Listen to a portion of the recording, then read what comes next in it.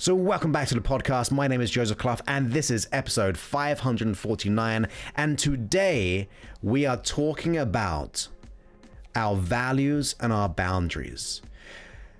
So I get emails, I get quite a few emails about advice and thoughts and questions and so on like that. But I got an email just the other day and my assistant kind of took care of it, which was awesome. And I wanted to be able to go live on this email because this person's very special, a long-time listener, and someone who attends live very frequently.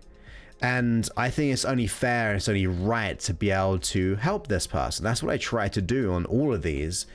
But I do love those who are dedicated. I love people who are dedicated in trying to improve themselves to live a better life. Because that's not a common trait, unfortunately. Most people feel resigned to their issue and therefore give up. But there are other people in the world who actually go, look, I know that this pain is not serving me and I'm willing to do something about it. I'm willing to be resourceful. And if I ever choose to work with a client, there are three traits I always look for. Those who are resourceful. In other words, willing to ask the questions. You don't have to know all the answers, but you got to be willing to ask the questions. You've got to be able to be open-minded to receive a different frame of reference compared to where you've usually been living in. The other thing I look for are those who are dedicated. This person is clearly dedicated. So dedicated to get the job done. And the third thing is taking action. This person clearly took action by reaching out, and it was a very long email, and I'm going to try to sum it up in a way which will hopefully be helpful, or hopefully to like kind of make it concise, and also to hopefully expand it to every one of us. That's one thing I try to do. If I do get a question, I do try to see how we can relate it to our own life or our own issue to be able to achieve goals. Now, saying that, if you do have any questions along the way, feel free to leave them in the comments. And just so you know, this is going to be on my podcast. So if you're listening to this on a podcast, there's no way you can put a question down. But this is being broadcasted live on YouTube, Twitch, and also Facebook. And all you gotta do is search my name. I'll appear there somewhere. Subscribe, sign up, like, whatever you have to do on each one of those platforms. And then you'll get notified when, hopefully when I'm live. So this person sent me a real long, but really good email. And it was about our values. It was about, well, our partnership or our relationships. And I managed to copy and paste it. Like I said, I don't want to go all the way down and like just read it word for word. But it was ultimately, let's see how we can sum this up. Like I said, I only got it today, or I only looked at it before a couple of hours ago. But it came down to the point of a mismatch in a relationship where, say for example, let's come up with some examples. I'm not going to say any names or anything like that, but their partner would be saying how beautiful their co-worker is, or they would be going to, say, strip clubs, or seeing text. This partner would maybe see a text message and it was, in their opinion, too flirty. And I can see, now I'm no relationship expert whatsoever. That's just not my realm of knowledge.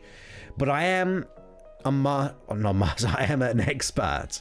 I'm a master in communication. No, I am an expert in communication. I've been doing communication for 19 years now when it comes to hypnosis and unconsciously speaking.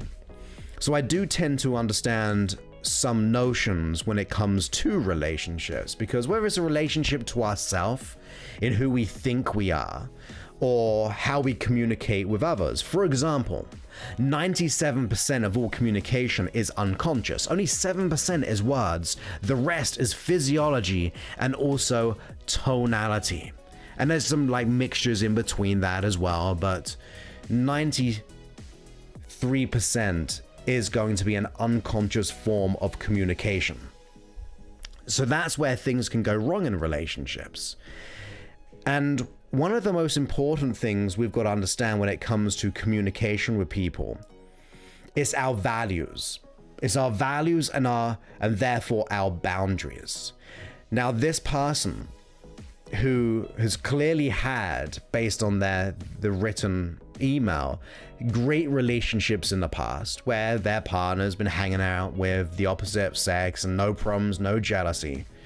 Whereas right now in this situation, there is that level of saying how beautiful their coworker is, and also how like potential flirty texts in their opinion. Now, I'm not saying that's true either, because I'm only taking one side of a story, okay? I'm only knowing what the information I get. But the person's interpreting that as ultimately a conflict of values. The behavior is going against what they think is good. Now, we've got to get to the understanding of, well, what's our value? What are our values in relationships? And we can spiral that out to our values in business, our values in our health, our values when it comes to money. Our values are going to be one of the most motivating things that we do. Because as we interact with the world around us, we interpret things based on our belief system, based on our perception ultimately. But other than the beliefs, I think one of the biggest ones is going to be our values. You see, our values are the things which are important to us. If we have a high value for money, the chances are we're going to go and try to acquire it. If we have a high value for a family life, the chances are we're going to be orientated toward having a family and prioritizing our family over, say, wealth or over any other area. So we can clearly see that this person has a conflicted set of values.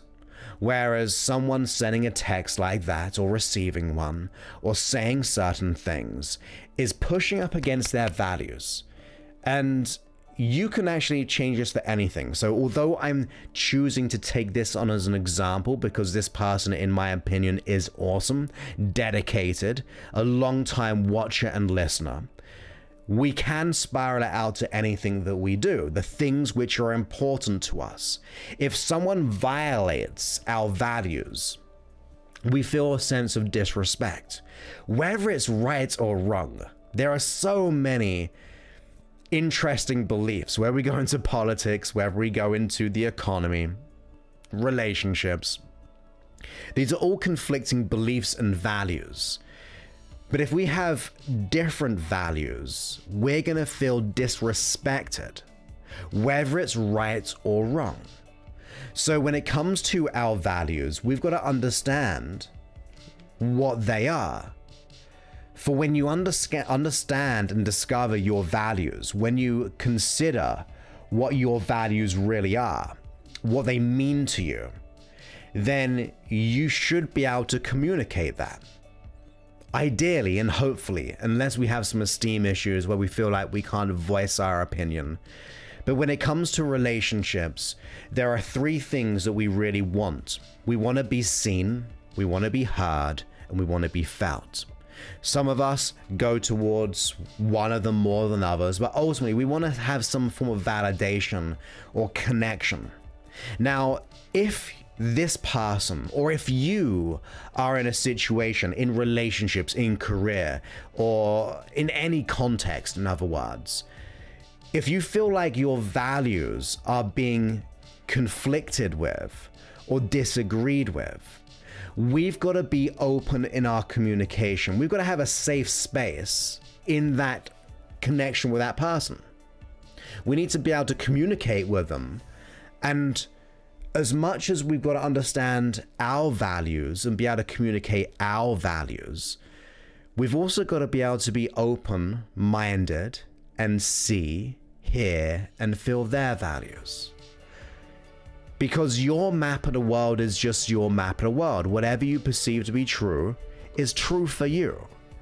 But if we want that level of respect, we've also got to understand that they have their map of the world of what they perceive to be true. For example, in this context, maybe this person of sending these flirty emails or receiving them, or talking about their co-worker, maybe they think that's okay. Maybe that's how they were taught. So therefore their values are different from ours. Is that right or wrong? Well, who are we to be able to say who is right or wrong? However, we have to get to a deeper understanding. We've got to understand what our values are and what their values are, and therefore begin to integrate them to be able to communicate.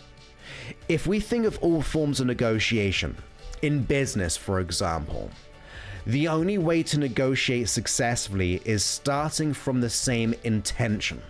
Like, our intention is to be able to do X, Y, Z. If we can agree that that is our outcome, X, Y, Z, let's communicate. If you don't have that common intention, you're going to get into arguments, you're going to get lost, you're going to get off track, and it's just simply never going to work.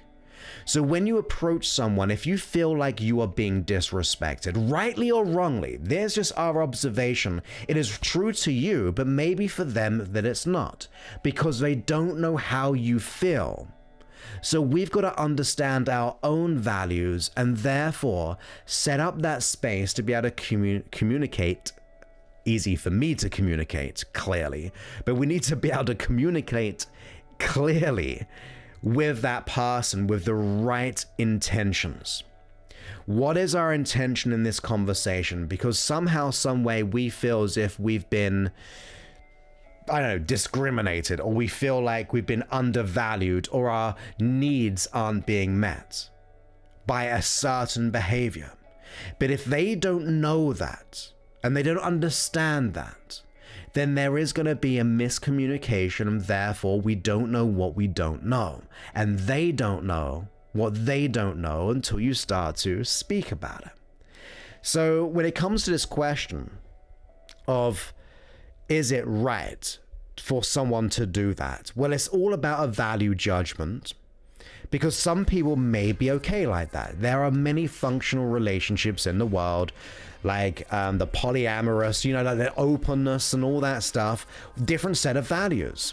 Who are we to judge whatever our orientation is or our value is, unless you are a part of that equation. If you feel that you're in that equation, as in you're with someone, and your values aren't being met, we have to be real and discuss that. We've got to discuss, but this doesn't feel good to me. This doesn't feel right. Now, of course, we may have limiting beliefs about ourselves, which may be adding to this.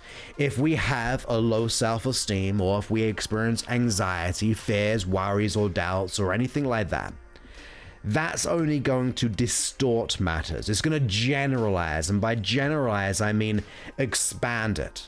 We're going to see it everywhere. It's always going to be there. That's what generalizing really is. We take one thing and we generalize it to the everything, or at least a big sum of things. And we're also going to be deleting things. So we delete, we distort, we generalize based on our own values and our own belief systems. So we've got to be really clear on that. Is it something that I'm bringing into this? Am I projecting it? Am I seeing something in a distorted and deleted or generalized way? Now, once again, I'm not here to say that person is or is not. But the key here is to be curious. The key here is to notice what our thinking is, what our values are, and if those values, and let's break down values a little bit more. I think that's going to be important. So values are the things which motivate us, but also if we go deeper into it, there are conflicting values. You may have a high value for money, but it may be negatively charged with fear. So therefore you want money, but you're in that scarcity. Maybe you have a high value for family, but you've only ever witnessed conflict growing up around family. So therefore you really want it, but your perception of what family means comes with a level of doubt or scarcity, a miss of trust, or all men or all women do X, Y, Z. So there are levels of values. So one of the key things I want everyone to know here today is that we must understand what our values are, and also to be able to consider what other people's values are. Where do they come up with those values? How do they get into that experience? And also, are they aware that your values aren't being met? You see, if I'm in a relationship, I want to be able to understand what makes that person feel good. I want to understand what makes them feel loved. I want them to understand, or I want to understand, I should say, what makes them feel validated.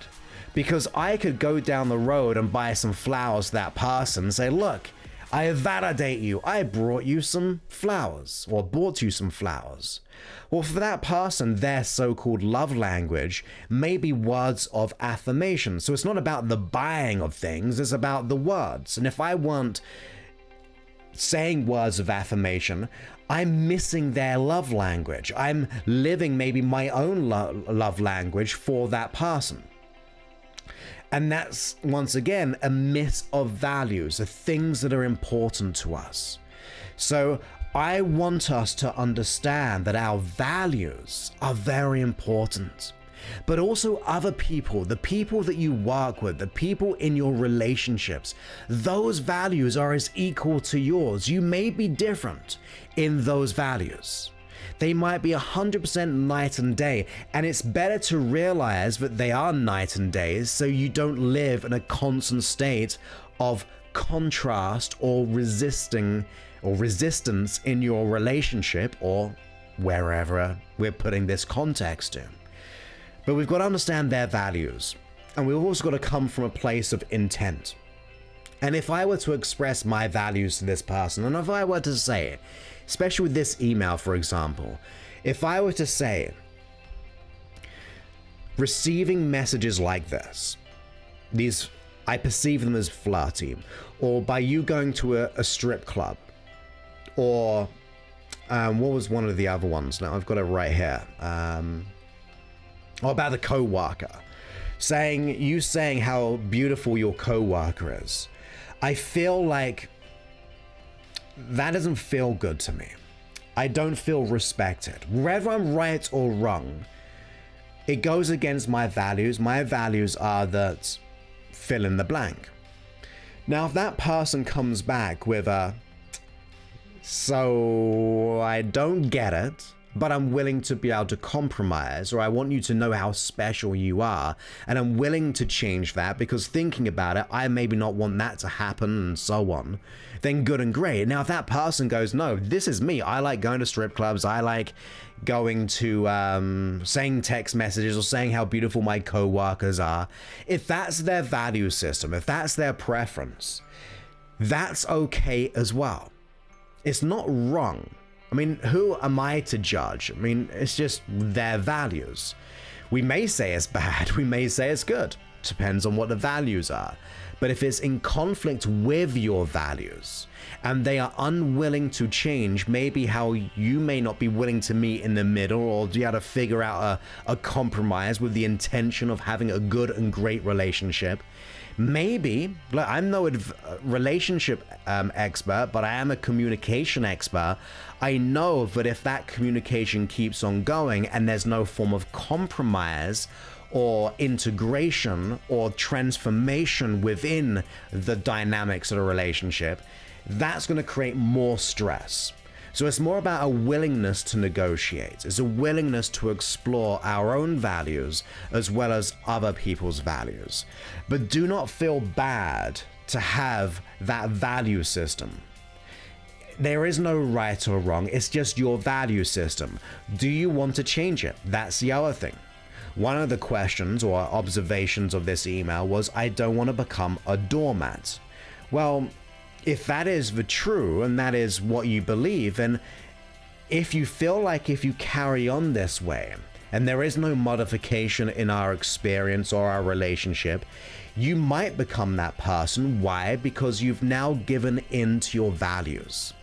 right or wrong, once again, you're now going against your own values, and therefore you start to put it toward yourself. You start to go, well, that just means I have low self-esteem. My values are really strong about honesty and trust, but I kind of give up on that because I'm not worthy or I'm not enough.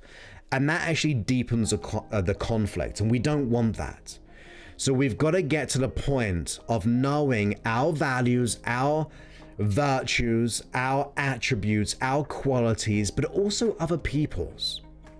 It's interesting how we see ourselves on these different worlds and our different experiences.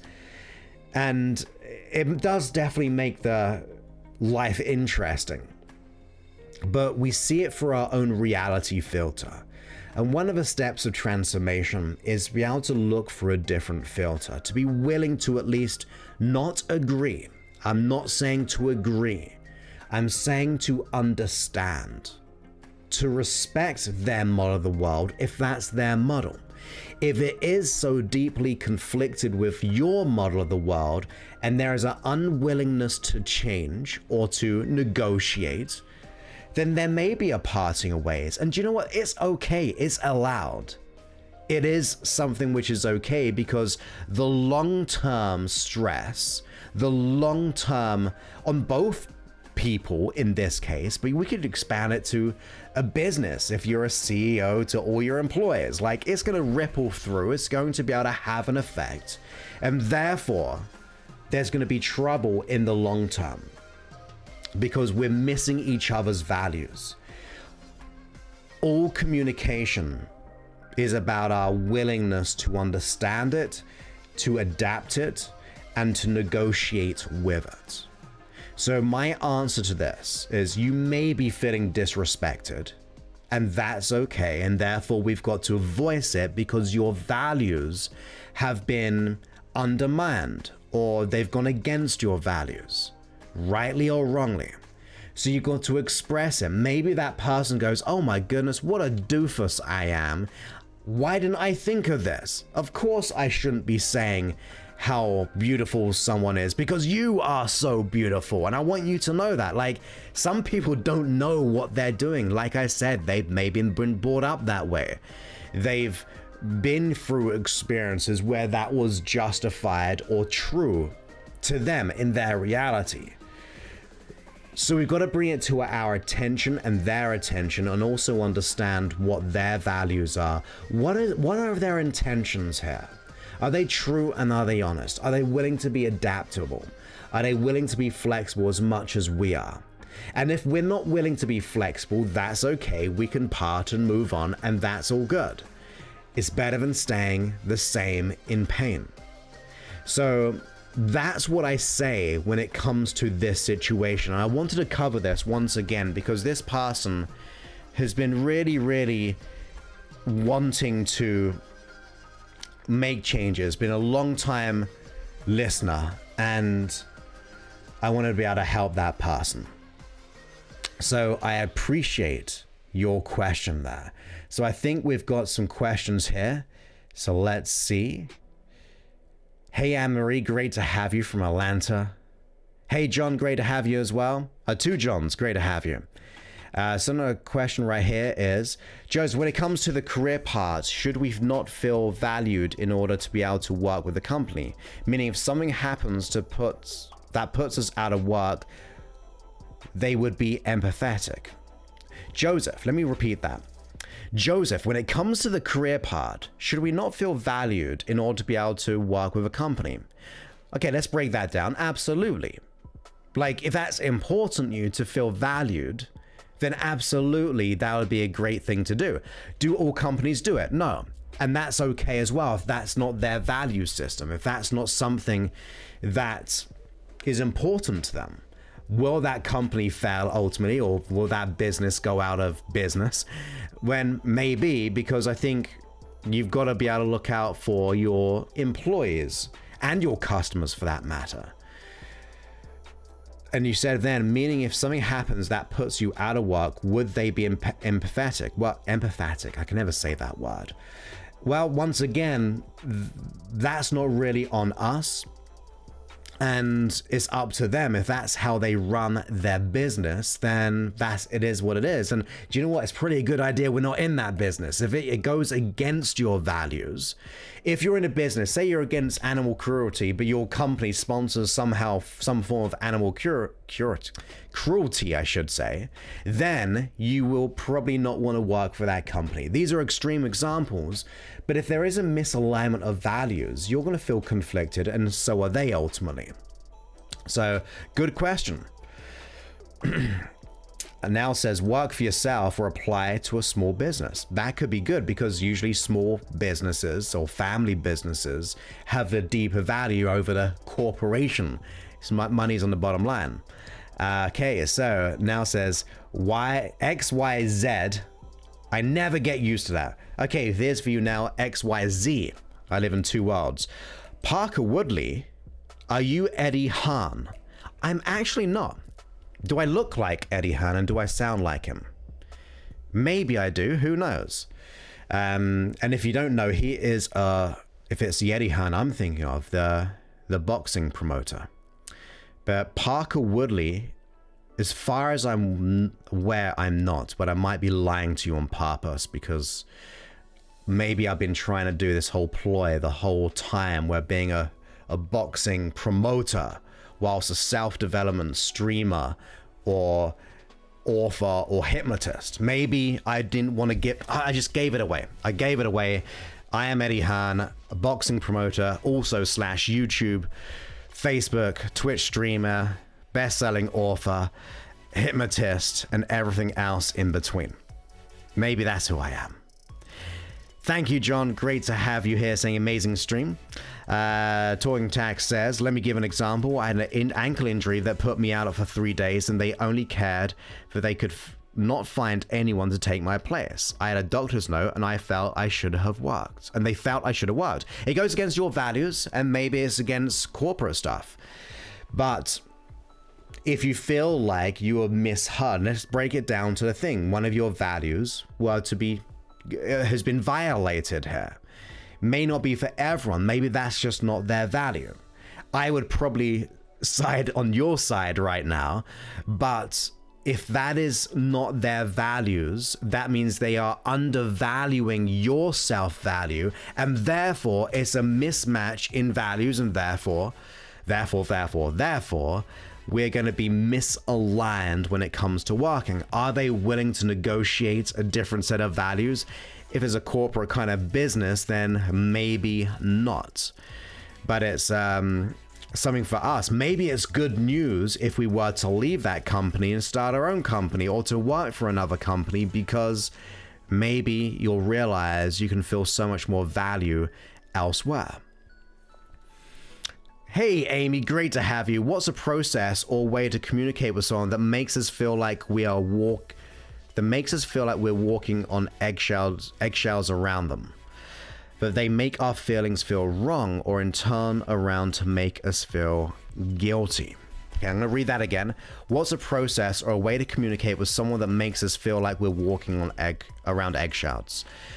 But they make our feelings feel wrong or in turn around us to make us feel bad or guilty.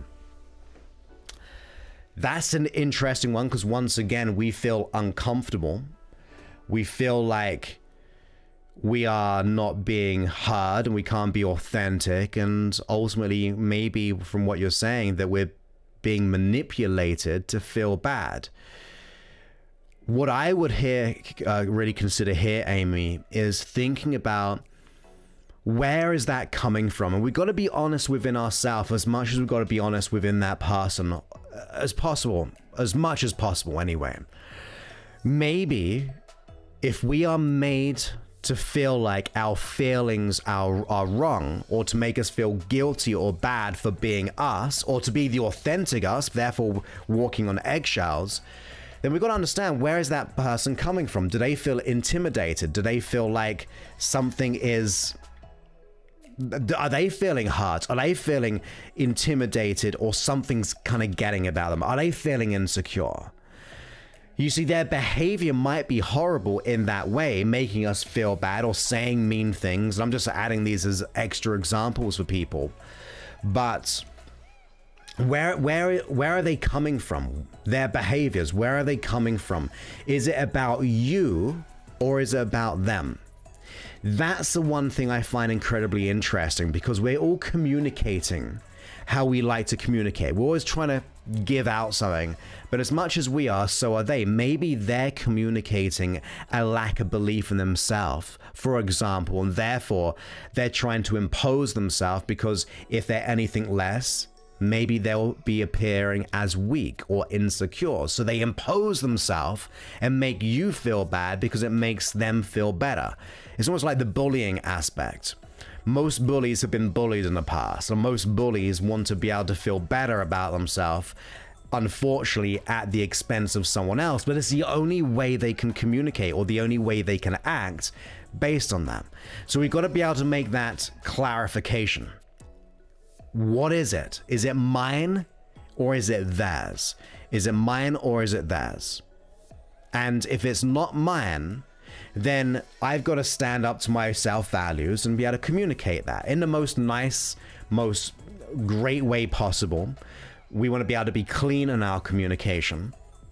We've got to say, look, I as much as I appreciate X, Y, Z or Z, this way that you communicate is hurting me, and it goes against my values, and I don't feel like I can be myself. I feel like I'm walking on eggshells, and I know you probably don't want that either, because I'm sure we're in this relationship or friendship to be able to have that mutual value and connection with one another. How can we solve this? Once again, going back to intention, understanding what yours is yours and other people's, well, theirs is theirs, in other words. Where do they come from? How was that formulated for them? Is it because they have limiting thoughts or negative aspects, or with positive intentions once again, but some reactive mechanism which makes them feel that way? So it's really about getting that way. Now, Amy, I know that you actually have the process which I call second skin. If you don't, email me and I'll get it to you, and I'll show you where it is, because you're a part of the system in my program. So go ahead and let me know. But second skin process is a way of being strong in those situations. And also, if you type online and you go Joseph Clough, what would it be? Joseph Clough, people who provoke, or just put Joseph Clough provoke or react. Joseph Clough provoke reacts calmly. That set of words in different orders and what have you. There is also a video there of how to react calmly when you are provoked. That'll be a good one for you right there. Okay, let's see if we got any others. Kevin says, everyone's values are different. My ex and I both worked in the fashion industry, and we openly talked about how beautiful a model is. There we go, right? So there's a whole different perception there. And that is good and great. There's enough, but there's open communication. You understand each other's values. If that was not against your value, then you'll create insecurity. But the fact that you're both in that industry and maybe came to that conclusion, or even if you weren't in that industry, but you came to the same conclusion, then perfect. That's now clean communication. So thank you for that, Kevin. Really, really good observation. And also, you say, at the same time, if I was texting that model in a flirting way and she saw that, my head would be chopped off. Okay, so there we go. We know the point, right? We know in that context, saying someone's beautiful, but then saying something in a flirty way goes against the values and the communication of a relationship. So great contrast there, Kevin. Appreciate that. Lisa says, that is such a great perspective. So simple, but makes so much sense.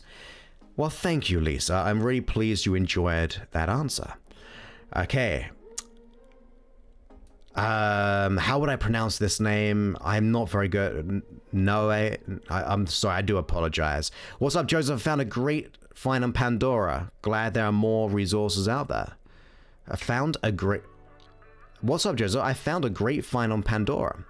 I don't know if you mean my audio there or someone else's, but I'm pleased you found whatever you found. Hey, Miles from Chiming in Vegas, up the road from me.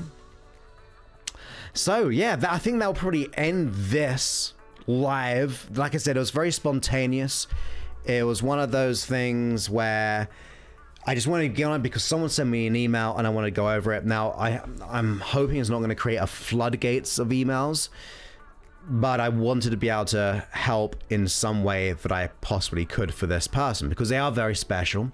They've been a long time listener. And if I see them commenting and chatting in the chat on the pre-show, because these, although they're going live to maybe a small number of people, this will be going out within 24 hours. We're going to have like 2,000 or 3,000 downloads on the podcast and over 150,000 downloads this month just on the podcast. So if someone is so committed and willing to learn and ask questions, and they show up every time I go live without warning half the time, then I want to be able to help that person, because I like people who are dedicated, who are decisive, who are resourceful even, and ready to make the change. So with that, my wonderful friends, this was episode 548. I wish you the great, wonderful rest of your evening, and I'll speak to you all very, very soon.